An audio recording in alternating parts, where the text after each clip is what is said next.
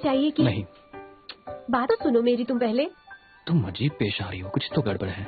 कोई गड़बड़ नहीं है। हाँ देखो देखो, मेरे हाथ एक दिलचस्प केस लगा है। क्या तुम वकील बनने का मौका उठाना चाहते हो? मुझे बताओ। हाँ। ये तुम्हारे डैडी की फैक्ट्री का है ना? हाँ। वकालत का कानून कहता है कि जो वकील बनने का दिखावा करके लीगल सर्विस देते हैं, उनकी उस कमाई को जुडिशियल डिपार्टमेंट पूरी तरह से जब्त कर लेगा। हमारा मोटो क्या है? ईमानदारी, कायदा। रुक जाओ, देखो ईमानदारी कायदे से पहले आती है। पहले हमें एक जिम्मेदारी, ईमानदारी का माहौल बनाना होगा। उसके बाद हम लॉ में मास्टर बन के लोगों की सेवा कर सकते हैं। तुम्हें लगता है मैं अपने फायदे के लिए कर रही हूँ, पर कसम से ऐसा नहीं है। ये टैट की बात नहीं है। फैक्ट्री में कितने वर्कर्स हैं। हम लॉ पढ़ते हैं इंसाफ बनाए रखने के लिए, है ना? क्या ये सब हम इंसाफ के लिए नहीं कर सकते हैं? तो मुझे ये सब बताओ।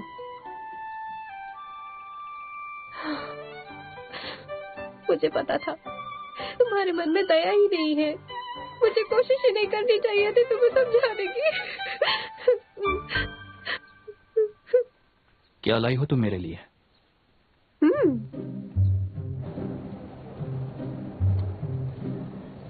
सूट में स्मार्ट दिखता है ना? तुम्हारी पसंद अच्छी है। ये नया ब्रांड है, डिस्काउंट करके सिर्फ 2500 येन। मेरी बात ध्यान से सुनो। असल में वो जो मेरा छोटा भाई है ना, उसकी एक गर्लफ्रेंड थी और उसकी शादी होने वाली थी। तब एक दूसरे लड़के ने उसकी गर्लफ्रेंड को चुरा लिया। कल उस लड़की की शादी है। वो सिर्फ ये सूट पहन करके वहाँ एक आखिरी बार अपनी किस्मत आजमाना चाहता है। उसकी बहन होने की वजह से मुझे उसे सपोर्ट करना चाहिए ना। तुम आज फिर से शुरू हो गई। मेरी छोटी बहन को एक लड़के ने धोखा दिया है। वो उसकी सारी बचत साफ कर गया। तब से उसके दिमाग में गड़बड़ चालू है। अब वो कुछ भी सोच लेती है उसका दिमाग। चुप हो जाओ, वरना मैं तुम्हें मेंटल हॉस्पिटल भेज दूंगा। जाना है तुम्हें वहाँ? बताओ। आपको पता है वो ठीक से सोच भी नहीं सकती है। उम्मीद है कि आप हमारी कंडीशन को अच्छे से समझ ले। वो हमेशा अपनी कहानी में मुझे घुसा देती है। ये मेरी कहानी नहीं है। जाना चाहती हूँ क्या मेंटल हॉस्पिटल में? कॉल करूँ क्या उन्हें? घर से निकलते वक्त तुमने क्या कहा था? क्या कहा था? वादा किया था ना? ये कितनी नसीब वाली है कि तुम्हारे जैसा भाई मिला। ऐसा करो कि तुम लोग आराम से दिखो, मैं तुम्हें 70% डिस्काउंट दूंगी। मैं कैसे आपका शुक्रिया करूं, समझ में नहीं आ रहा है। मेरी अजीब बहन को समझने के लिए आपका शुक्रिया, बहुत बहुत शुक्रिया। बहन तमीज से पेश आओ, वरना तुम्हें हॉस्पिटल भेज दूंगा। हो गया।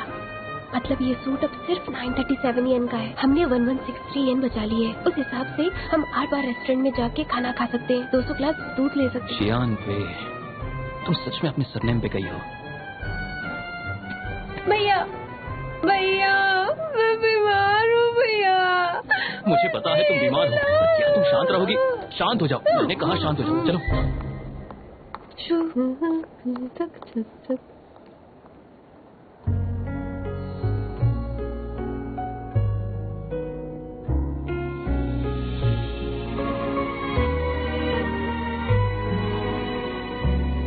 क्या देख रहे हो?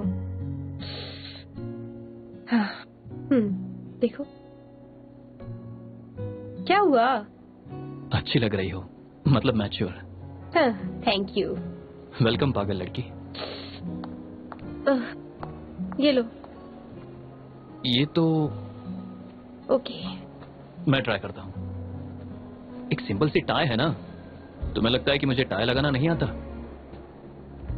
मुझे नहीं आता है, मेरी मदद करो। मुझे पता था। ये तो मैं तुम्हें मौका दे रहा हूँ। मेहरबानी आपकी।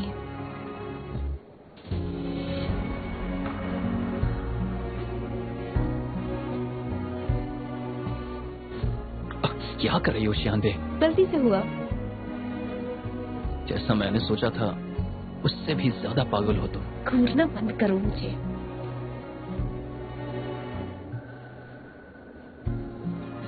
एक सेकेंड, ठीक से कर।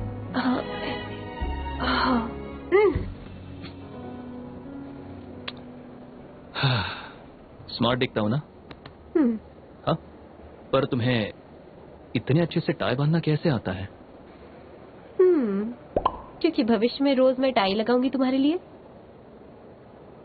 मुझे शौक है, घर पे प्रैक्टिस करती हूँ। आखिर फायदा क्या है उसका?